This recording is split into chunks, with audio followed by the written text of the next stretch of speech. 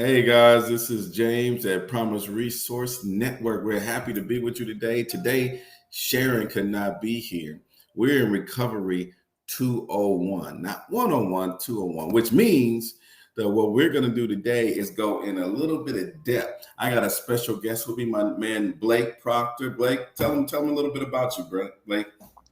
I've been in recovery for about a year and a half now, about a year and 4 months to be exact. And, I'm living here in the Charlotte area, not far from where Jaymes is at. So I wish I could have been in the office with him today. But yeah, I mean, I'm an outgoing guy, like anybody, just a normal guy, man, dealing with a little bit of stuff going on in my life. And I used to use alcohol as a way to try and relieve those symptoms and never really approached the underlying issue and didn't realize how in depth, those issues can be, until they're addressed. And, if you really work a good solid program, you will definitely find them. And, you end up meeting people like Jaymes and everybody else who will really kind of give you the insight that you need to kind of get through it. So I appreciate that. And before we go in, I want to make sure you guys all know that we got a welcome desk right there.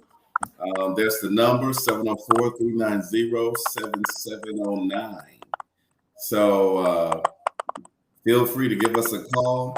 We got Kimberly Porter that'll be answering phones at the welcome desk to speak to you about anything and all kinds of ideas or thoughts you might have about PRN, Promise Resource Network. So welcome desk is always there from 8 a.m. to 4:30.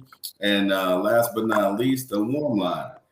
Guys, listen, I can't say enough about this warm line. All across the country, people call in if needed. They need somebody to talk to Monday through Friday, 7 days a week on the weekends. Whatever the issues are, if you just want to talk and you need somebody just to listen, warm lines there. So, hey, me and Blake had decided that today we were going to go in depth on step 4 out of recovery in Alcoholics Anonymous is NA and AA. Step 4 is deep process. Now, we had a conversation about this last night, and it's so far in depth that it takes you, when you think about it, guys, to a whole nother level. It holds you responsible for yourself, and it doesn't let you run from side to side. You have to stand there in it and deal with the reality of who you are, and more importantly, what you are at that moment, and to enable yourself. That actually enables you to move forward to become a better quality, higher self. Blake, what can you say about that? Step 4. Let's talk about it. One of the things I think with step 4 is, it's kind of like what we were talking about yesterday. You pull these underlying issues out. Drinking is nothing but a symptom of the problem. Kind of like, with anger, it's a secondary emotion. So once you get to the underlying part of it, there's a lot of pain and there's a lot of, shame, in a lot of the things that we've done today.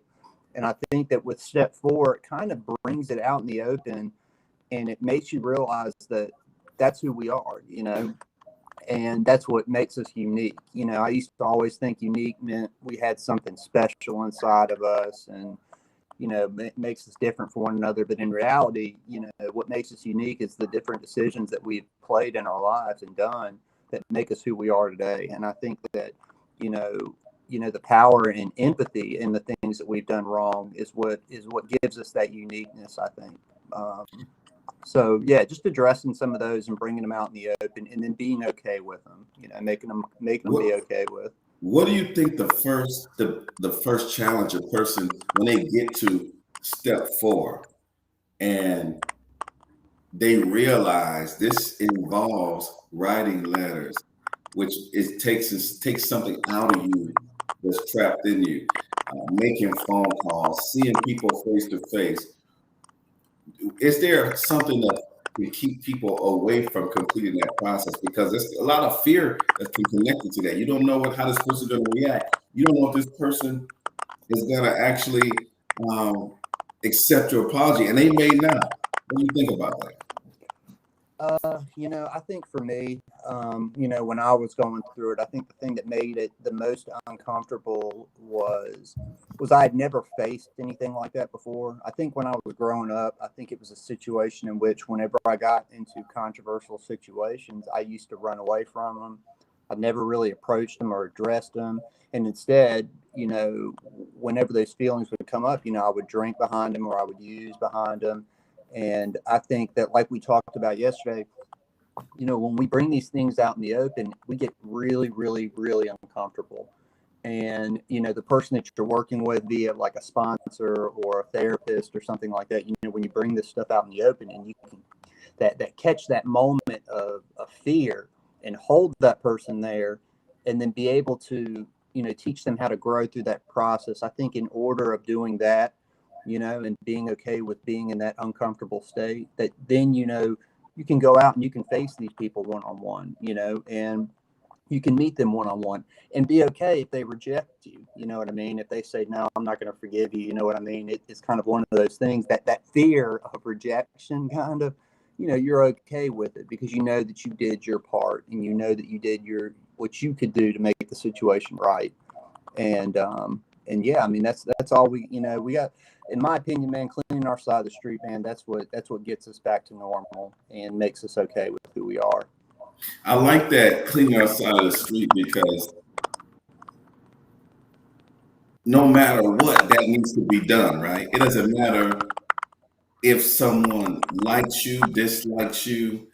Cleaning your side of the street must be done. It's that thing that actually must be done. So we have to go ahead and get that resonant in our minds.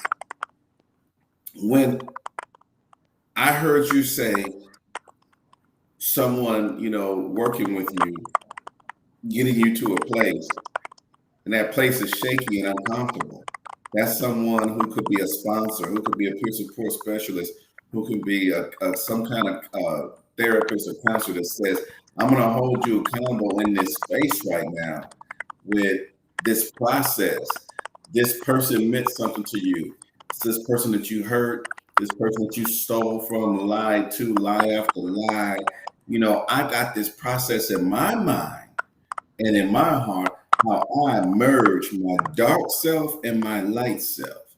And when I do that, guys, when I do that process of merging the light and the dark, it gives me power. But I wouldn't know that, Blake, unless I followed through, unless someone who was there as a mentor or something to challenge me and say, no, no, no, no, no, there will be no running. You harmed someone. You lied, you stole, you cheated, you did some things, guys. Listen, I know you out there listening.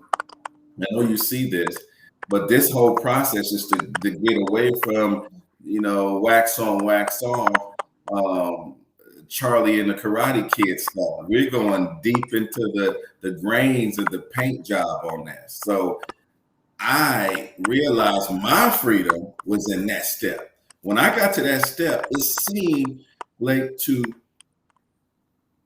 I don't want to say release, it seemed to push back on my karmatic debt.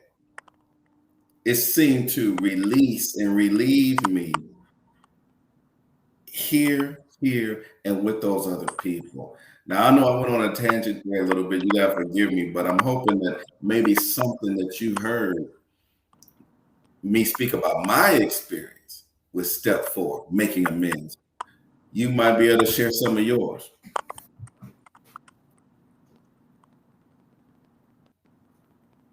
Oh, you're talking about me. Okay. Yeah. You brought it back to me. Okay. Yeah, I think, when we bring these things out in the open, that fear and of people knowing what we are, what we've done, and the people that we've done it to, we don't feel alone anymore, I think. And that's the beauty of it is when you tell this person this stuff, you're just like, oh wow, okay, that fear of they're going to hate my guts for having done this, they're not there. They actually care. They actually care that I can get better and move past it. And when I was working on my step 4, I mean, I think it was a long process. I mean, it took 2.5 months, and that varies for different people. You know what I mean? Some people can do it in a couple weeks. Some people do it in a couple months. Some people do it in half a year. But the important thing is that you be as thorough as possible. Try and remember everything that you've done. And my sponsor kind of treated it like a homework assignment. He gave me this thing called a 4-step workshop, right? And it was broken down into four different forms, which I've got a little bit of them here right now. 4 different forms are fear, where was I to blame, people I've harmed, and relationships. So anything that I ever did to somebody in those categories, he had me work and write this stuff down. And dude, I had so much stuff, like we all probably do. It took me just about 2 months just to get everything down on paper. Can you tell us those again? Those levels that you have to write. Can you explain that or go a little more into depth with what they are? Yeah. Like, where was I to blame? So, or better yet, let's start with the resentment one. Like the main one is resentments. That thing that somebody did to us. God, I hate them. I can't believe they would do such a thing to me. This is where it starts, right? It starts with our resentment, right? So in turn, we do something back to them to get them back. And that could be different forms. It doesn't have to be a person. You know what I mean? I could walk into a store and say, you know what?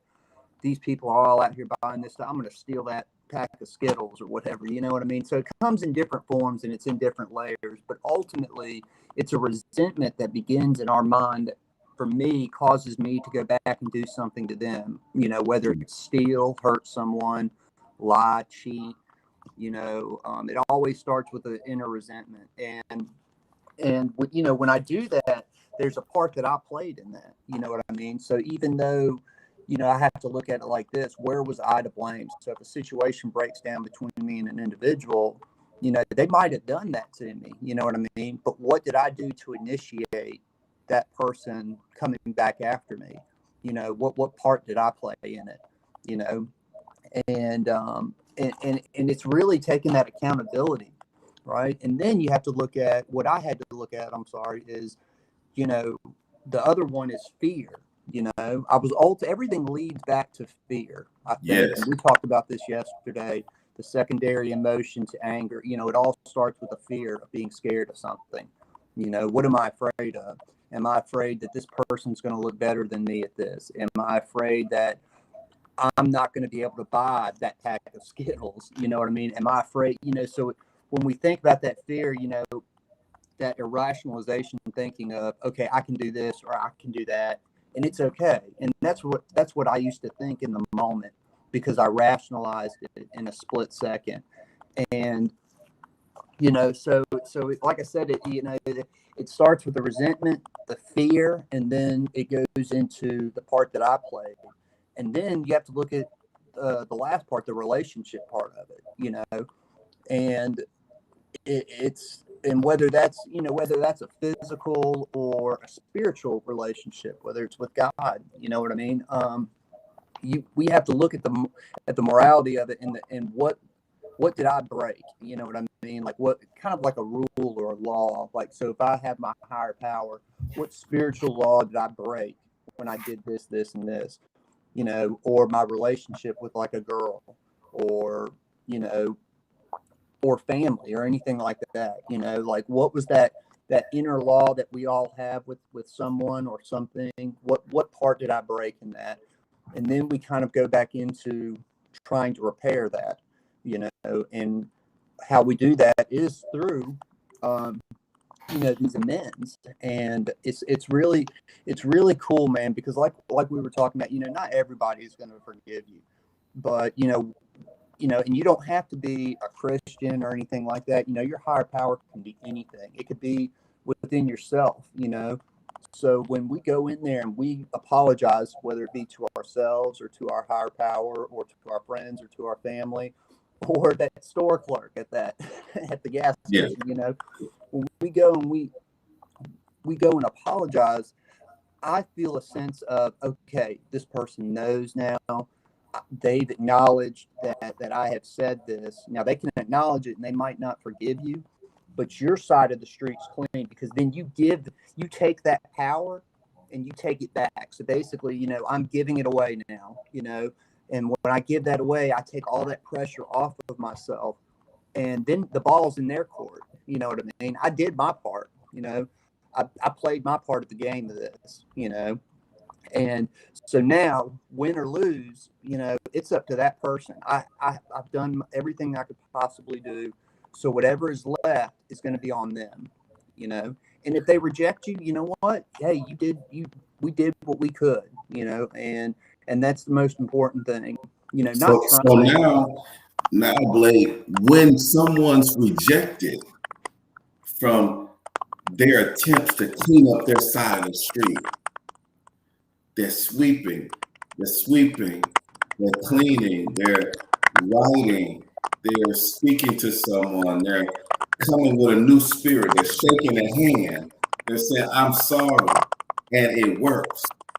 And the person says, I already forgave you, or I understand. And then you go to the next one, and they receive you. And then you go to the next one, Blake, and they receive you. You feel so good about yourself and the space that you're growing in.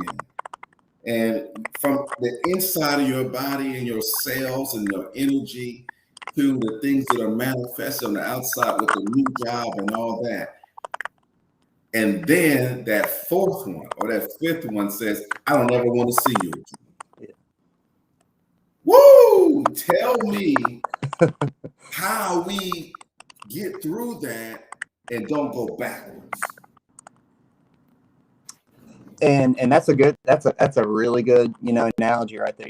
Like when we hit that roadblock or that bump in the road, that speed bump, do we stop or do we keep going? And I think it's, for me, when I finally hit that, it was a situation for me. I didn't really know what to do.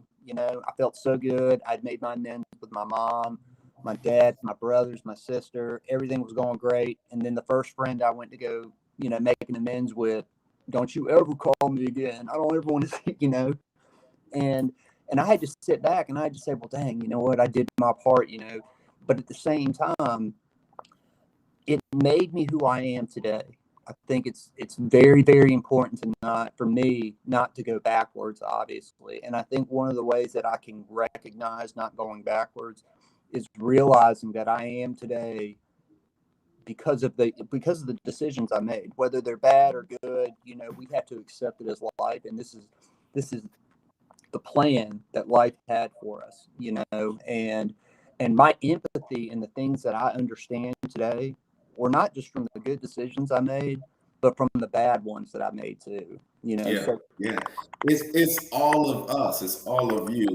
I want to highlight real quick, Demetra. She said, this session has my full attention. Thank you, guys. She also wrote, being accountable, and I can only imagine that means being accountable with herself. I mean, that's very important. And it brings peace of mind. So I just want to shed light on that and appreciate her for appreciating what we were bringing today, the conversation. Getting back to those things, guys, listen, they're very important. I brought it to Blake. I said, hey, Blake, I want to talk more about, the things that really challenged us during the steps and really challenged me. And one of them was dealing with, making amends. Because even though you're making amends to people on the outside of you, you've already worked and done some work on you, making amends on you. So I know, Blake, that you've done a lot with this. What else could you add? What could you add that, like, anyone who revisits that and says, I'm going to do it again, or who's doing it for the first time, what can you say insightful to help them in this headspace? I would say don't don't let your addiction lie to you. You know, I think that when I started doing this process, I think I finally got to step 4, and everything, you know, was really going well for me. You know, like the job, the saving money, the getting my license back, the people were coming back, not just into my life, but new people were coming in. And, you know, the thing is that, you know, you hit these little roadblocks, and what your addiction will do is try and lie to you, you know. And I think it's important that when that self-doubt comes in, to recognize that it is not, it's nothing more than that old self trying to latch on to whatever it is that you got going on and try and keep you from moving forward, because it knows, that addiction knows, that if you learn from your mistakes and you accept who you are, that when you do that, you will never come back to that addiction again. You know, so the addiction will literally do anything, give you self-doubt. It will, I mean, I'm telling you, man, it will manifest in so many different ways that you won't even see it coming. Your mind's going to be telling you, oh, this person or that or me or what, you know, but it's all your addiction, you know. So any form that shows up in, just be aware of that. Don't let it lie to you, because all it's trying to do is drag you back into that life and try and survive through your fear. And that's what it needs. It needs your fear to live. You I know. like that, Blake. Real quick, I want to touch on that because, you know, people always ask me, you know, what things I read, what kind of routines I had to gain back my own mental power when I was feeling like I was gone cuckoo. And one of the people's or the authors that I read a lot over and over was Eckhart Tolle, The Power of Now. Help me stay in the present moment, not the past or not the future, but in the present moment. And then he had another one called Awaken a New Earth, Awaken to Your Life Purpose, which broke down what we're talking about now, the process of the ego that pretends to be you because of the fear. It's programmed to step out and take control inside you when fear comes, fight or flight. But it also wants to be and pretend to be you consistently. And that is the fear. Let me pretend to be you, which is you talking about that's your addiction. Talking, saying, you know, don't address this, run from that. You know, there's other addictions besides alcohol and substances. There's addictions to behaviors, addictions to food.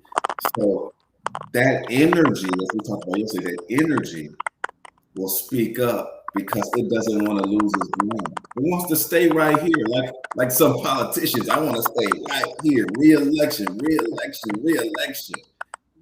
So you gotta be tougher than that voice in the head. What do you think about that? Yeah, you know, you know, man, this thing is it. You know, I'm 33. You know, I've been dealing with this for over 10 years with my alcohol and drugs as well.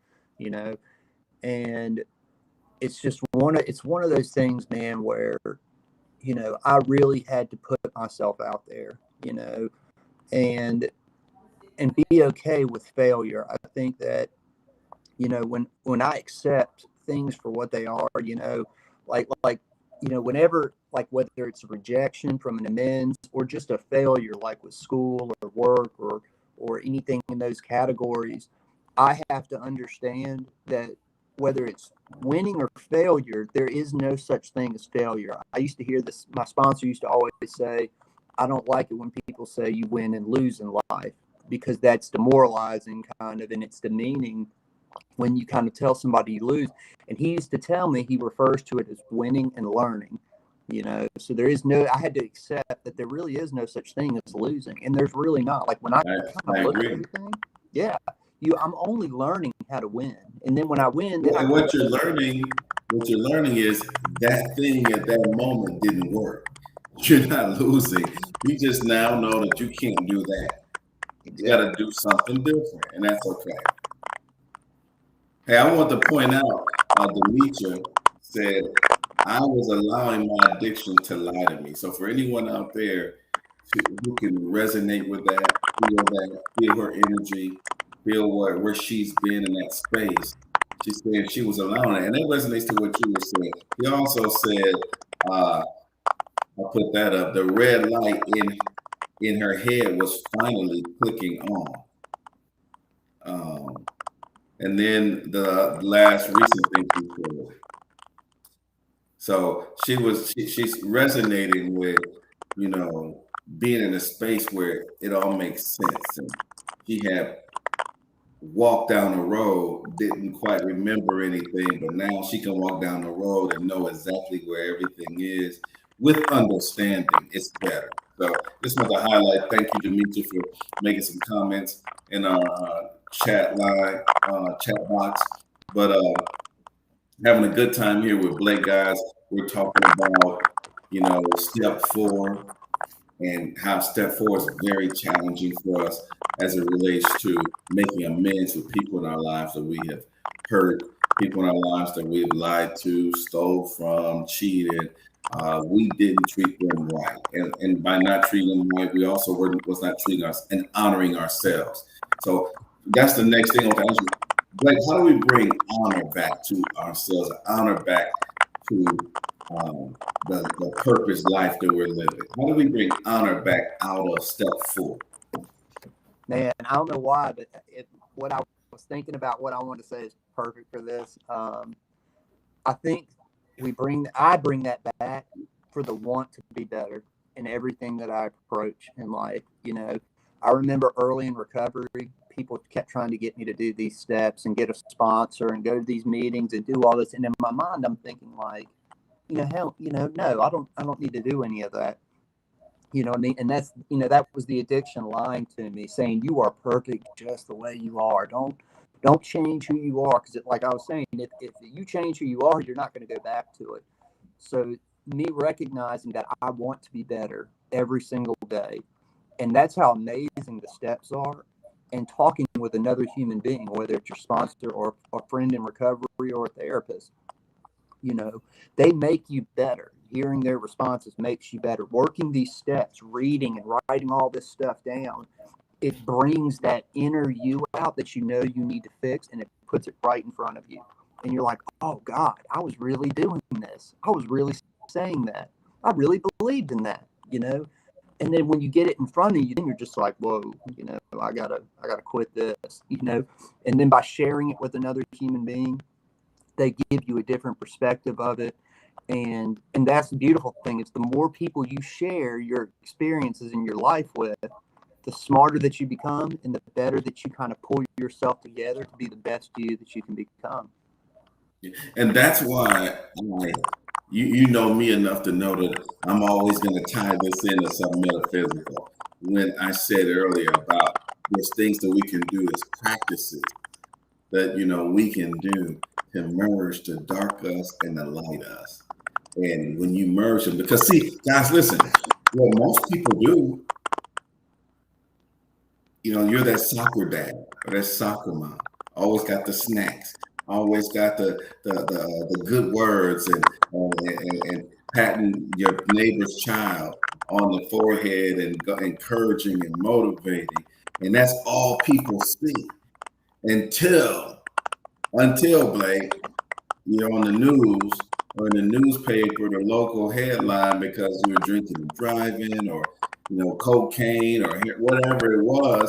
And now those other people that you were showing this light to,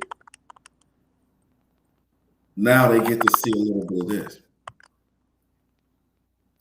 And that world out there is pretty rough, because in judgment, not knowing the whole person. So when we get to a space with a practice of understanding how we can bring that and actually confront the darkness, confront the deep depths of the things that we went through, the abortions that we had, the robbery and theft. I left somebody at an overdose, and I just didn't look back, or whatever the case may be. I'm talking about we're going deep. When we merge and speak on these things and do the forgiveness work in ourselves, we merge the light and the dark.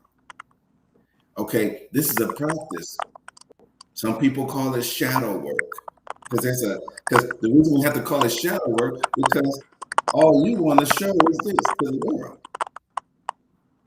But that's not the whole you, is it, Blake? It's not. So when we merge them both, now we have gotten our power back.